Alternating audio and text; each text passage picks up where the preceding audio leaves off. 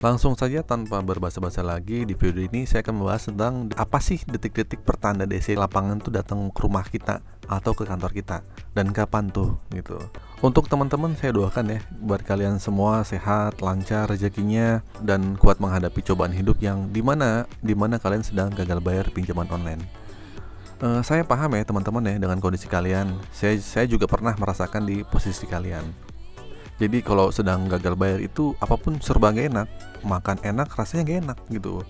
Mau tidur susah, bahkan gak bisa tidur gitu kan. Kurang tidur, malas pegang HP karena HP-nya itu diteror-teror terus, berdering-dering terus. Kerja juga jadi gak konsentrasi mikirinnya apakah DC akan datang ke kantor kita, apakah kantor kita akan ditelepon DC gitu. Pokoknya kita akan merasakan resah banget deh gitu. Saat kita di rumah juga kita jadi resah gitu, resah dan gelisah lah. Dengar suara motor parkir di depan atau lewat depan rumah aja kita deg-degan gitu. Takut kalau yang itu DC datang gitu. Ada orang asing ketok-ketok pintu itu ucapin salam, wah kita deg-degan tuh, wah itu siapa tuh gitu. Pokoknya semua serba jadi parno lah. Untuk kalian yang sedang melihat atau menonton video ini di channel ini, saya rasa tepat ya untuk teman-teman ya. Di channel ini saya akan terus fokus memberikan informasi dan edukasi tentang solusi pinjaman online, gagal bayar di pinjol atau permasalahan keuangan dan pinjaman online yang lain-lainnya. Satu hal yang menjadi keresahan teman-teman adalah saat yang sedang gagal bayar online, apakah itu boleh galbay? Ya, apakah galbay itu bahaya atau gimana? Nah, pada dasarnya gagal bayar atau yang disebut dengan gagal bayar itu umumnya ya hal yang biasa. Jutaan orang itu merasakan gagal bayar seperti Anda. Jadi Anda tuh nggak sendirian gitu. Oke, balik lagi ke permasalahan gagal bayar. Pasti akan ada resiko-resiko teror dari pihak pinjol itu sendiri. Dari ancaman WA, spam telepon, serta ketakutan adanya DC lapangan yang akan berkunjung ke rumah atau ke kantor kita gitu.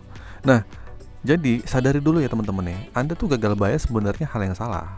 Pada intinya kita tuh nasabah yang wan prestasi, yang disebut mereka pihak pinjol tuh kita tuh seperti itu. Karena kita dianggap ingkar janji dengan perjanjian di pinjol itu tersebut. Tapi yang sering membuat resah itu bukan hal yang basi lagi kalau kita tuh ditagih secara barbar, secara sadis, secara intimidasi dan sebagainya gitu. Karena mereka itu berpikir gimana caranya uang yang sudah kita pinjam itu balik ke mereka.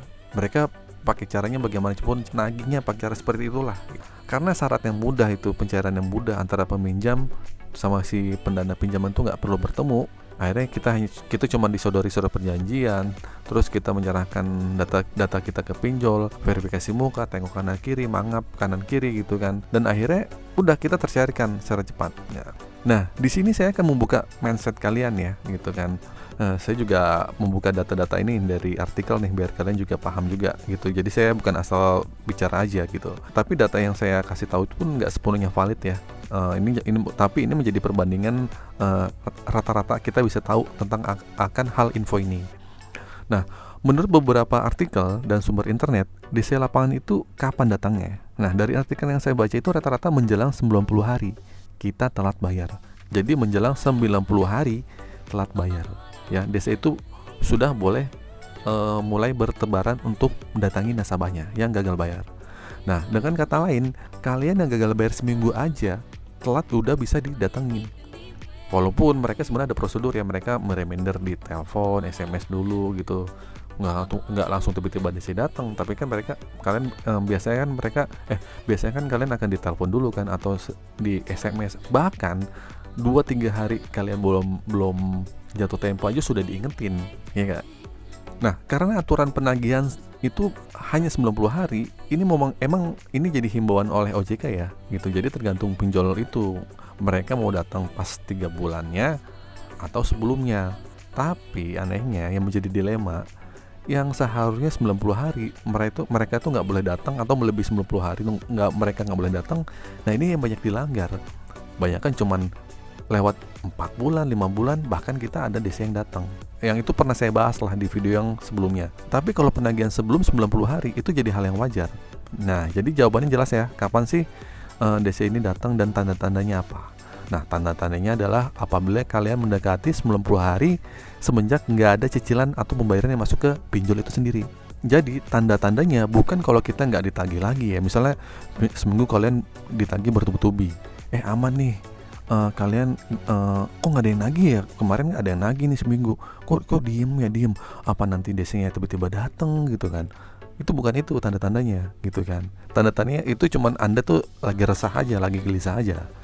Jadi DC yang suka ngechat gitu kan, ngechat kalian sama yang DC lapangan itu jelas berbeda kerjaannya. Yang ngechat itu cuma meremender, mengintimidasi, pokoknya kalian diancam. Kalau DC lapangan tuh kerjanya kayak setan. Pokoknya tiba-tiba datang aja ke rumah, mereka tuh nggak bilang-bilang gitu kan.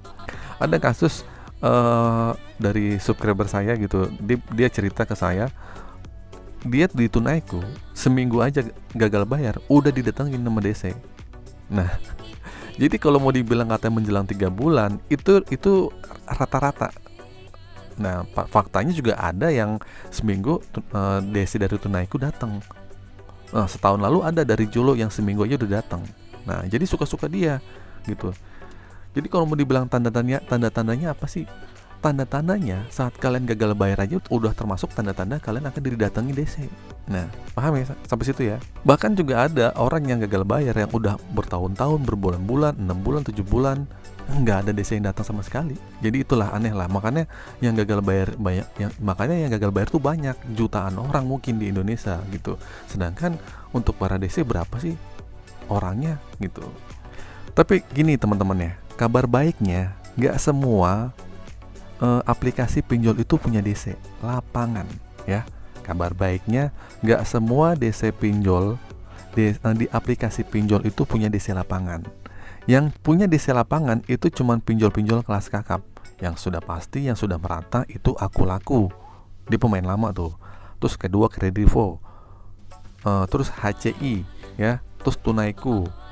Nah, setelah itu mungkin ada Kredit Pintar dan sebagainya. Nah, itu pernah saya bahas di video sebelumnya. Nanti saya akan bahas lagi ya. Terus buat aplikasi-aplikasi yang lainnya mungkin kayak EasyCash, mungkin buat Indodana, Kredito atau Shopee, masih dikabarkan masih random, walaupun ada tapi random. Jadi nggak semuanya orang gagal bayar itu didatengin. Tagihannya besar atau kecil nggak mungkin, nggak semuanya bisa didatengin. Jadi mungkin keterbatasan SDM DC-nya yang nggak terlalu banyak di lapangan. Jadi gini ya kesimpulan teman-teman, kapan sih tanda-tandanya DC itu datang? Jawaban saya netral ya. Biasanya menjelang terlambat 3 bulan semenjak nggak ada pembayaran atau ada cicilan masuk. Mungkin ada triknya, kalau misalnya sudah mau 3 bulan nggak ada cicilan, kita bolehlah cicil di awal, cicilan pertama gitu kan. Itu mungkin bisa menghambat DC datang atau enggak, ataupun tetap aja ada yang DC datang. Setidaknya kalau ada DC datang itu kita masih bisa mengcounter, saya sudah berusaha mencicil gitu kan. Oh ya udah gitu. Lagian juga DC kan punya data. Jadi gini, kenapa saya bilang menjelang 3 bulan? Biasanya DC pinjol itu memberikan waktu. Kemungkinan dia memberikan waktu mungkin 1-2 bulan, dia memberikan spare waktu lah buat nasabahnya. Siapa tahu dia masih bisa mau bayar di bulan ke-1 atau bulan kedua setelah terlambat. Makanya DC itu malas datang dulu gitu. Kecuali udah 3 bulan, nah ini udah pasti udah didatangi gitu. Terus yang jadi pertanyaan, kenapa 1 bulan bisa didatangi? Bisa jadi dia cuma hanya lewat di beberapa nasabah di lokasi itu yang sedang gagal bayar, terus melihat datanya, wah ada nih nasabah yang di daerah ini yang lagi telat bayar juga, walaupun baru seminggu, walaupun baru sebulan, akhirnya ya udah sekalian aja deh gitu. Jadi nggak jadi patokan, suka-suka dia lah gitu mau datang mau kapan.